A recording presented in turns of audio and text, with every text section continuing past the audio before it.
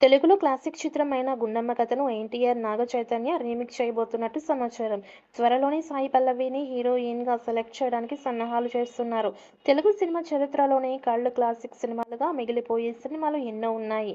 ఆ సినిమాలను ఎప్పుడు చూసినా కూడా ప్రేక్షకులు ఎంతో ఆనందంగా వీక్షిస్తూ ఉంటారు. తమ జీవితాలలో భాగస్వామ్యం అయినటువంటి సదరు సినిమాలు ప్రేక్షకులను ఎంతగా ఆదరిస్తారు అంటే మళ్ళీ మళ్ళీ చూసి తరించిపోయేలా వారికి నచ్చుతాయి. అలా ఎన్టీఆర్, ఏఎన్నార్ కలిసి నటించిన తెలుగు సినిమా మర్చిపోలేని సినిమా 'గుండమ్మ కథ'.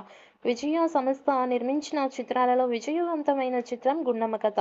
అప్పట్లో ఇది అగ్రశ్రేణి నటులతో ఒక క్యారెక్టర్ పేరు మీదుగా టైటిల్ పెట్టి సూపర్ హిట్ కొట్టడం విశేషం. గొప్ప వైవిధ్యం, సాహిత్యం, సంగీతం ఈ చిత్రానికి అద్భుతమైన విజయాన్ని అందించాయి. 1962 జూన్ 7వ తేదీన ఈ సినిమా విడుదల కాగా, విడుదలకి ముందే ఎన్నో విమర్శలు చేరుకున్నాయి.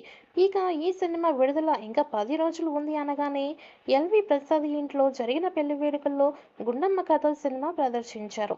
ఈ సినిమా చూసిన సినిమా వర్గాలు సినిమాలో కథే లేదని, సూర్యకాంతం గయ్యాళితనాన్ని సరిగ్గా చూపించలేదని విమర్శలు ప్రచారం చేశారు. ఇక హరనాథ్, విజయలక్ష్మి చేసిన పాత్రలు అవసరం లేదని విమర్శించారు. చివరికి మాయాబజార్ దర్శకుడు కెవి రెడ్డి సినిమా బాగోలేదని అన్నారు. ఇక ప్రివ్యూ తర్వాత నరసరాజుతో తన అభిప్రాయాన్ని చెబుతూ బాగాలేదని చెప్పారు. అయితే సినిమా విడుదల అయ్యాక వారి అంచనాలు తలకిందులయ్యాయి.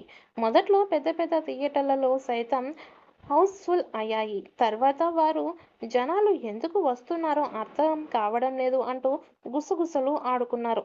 ఇక టాలీవుడ్ ఇండస్ట్రీలో చిత్రాలలో 'గుండమ్మ కథ' సినిమా చాలా ప్రత్యేక స్థానం ఉంది. ఇప్పటికీ జనరేషన్ ప్రేక్షకులు కూడా 'గుండమ్మ కథ' సినిమా నచ్చుతుంది.